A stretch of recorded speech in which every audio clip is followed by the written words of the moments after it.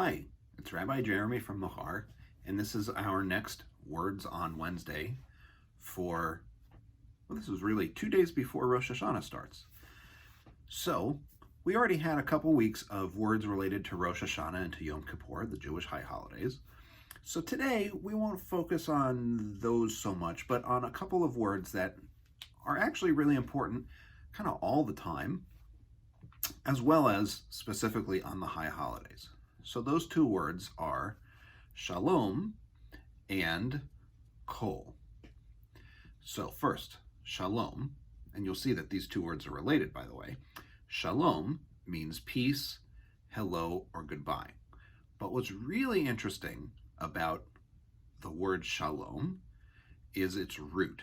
So remember, a couple of weeks ago I mentioned that Hebrew words are mostly built off of three-letter roots.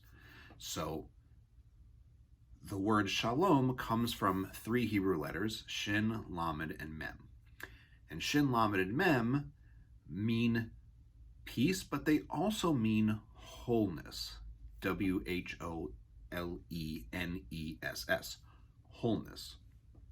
So the idea behind Shalom is not just the idea that maybe there's no war, which is kind of what we think of as peace a lot of the time in American life.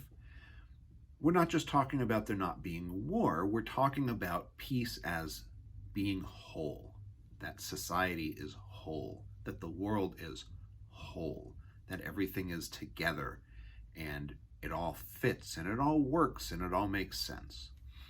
So that's what the Hebrew root Shin Lamed Mem, that Shalom comes from, is related to.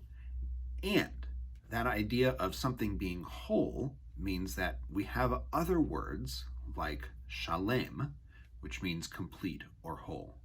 We have a verb, lishalem. Lishalem means to make something whole, but it also means to pay, like to pay the bill or something like that. The idea is you are making somebody whole. They've given you something, you give them something back, right? So that's one of our two big words, shalom, but Shin Lamed Mem gets us shalem, the idea of whole. So lev shalem means with a whole heart, but also shalem to pay somebody back, to make somebody whole. Okay, so that's one of our two big words for today. The other big word for today is kol.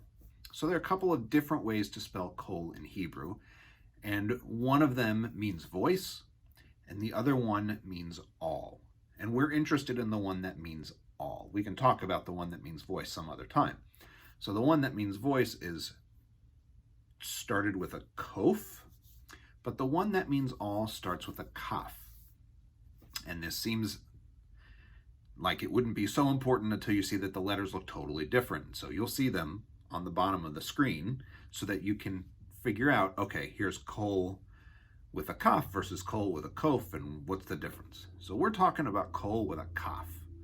Kol with a kaf means all, A-L-L, all, every, all, that kind of idea.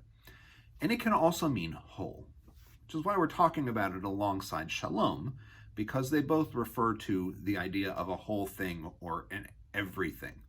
But where shalem and shalom are about something being complete, kol means all of the things a lot of times. So if I want to say we all go someplace, I say kulanu, all of us, not just our whole selves, but all of us, we all together go. If I want to say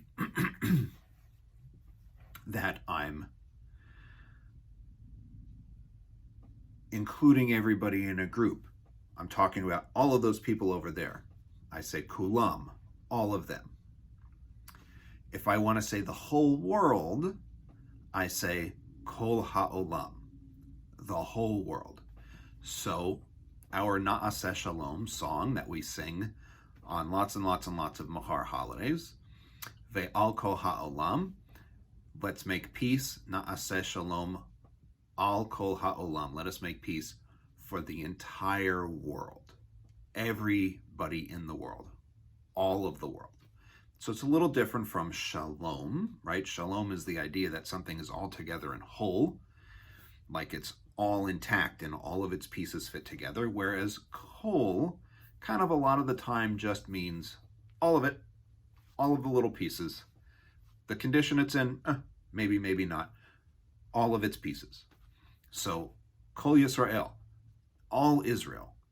What state is all of Israel in? Well, maybe that's a different question, but Kol means all of the bits, all of the pieces put together, as opposed to Shalem, Shalom, which has the idea of the whole thing really fits together and is held together. So those are 2 words, and they're really important even for the high holidays, because we can do something with our whole heart, kol halevav, kol halev, the whole heart, but we can also do something wholeheartedly, belev shalem. And the idea behind lev shalem is that when we are asked to forgive somebody, or when we are participating in something, we want to do it with a whole heart, lev shalem, and we want everyone to do it, kol ha'olam. So those are our words, shalom or shalem, depending on how you're using it and what you're talking about, and then kol. So I hope that you find those words useful and interesting, and that they help understand a little bit more of what's happening on Rosh Hashanah and on Yom Kippur, that we're trying to make things better, not just to make all of the pieces better, not just kol, but to make them all whole, shalom or shalem. So I hope I'll see you in a little bit.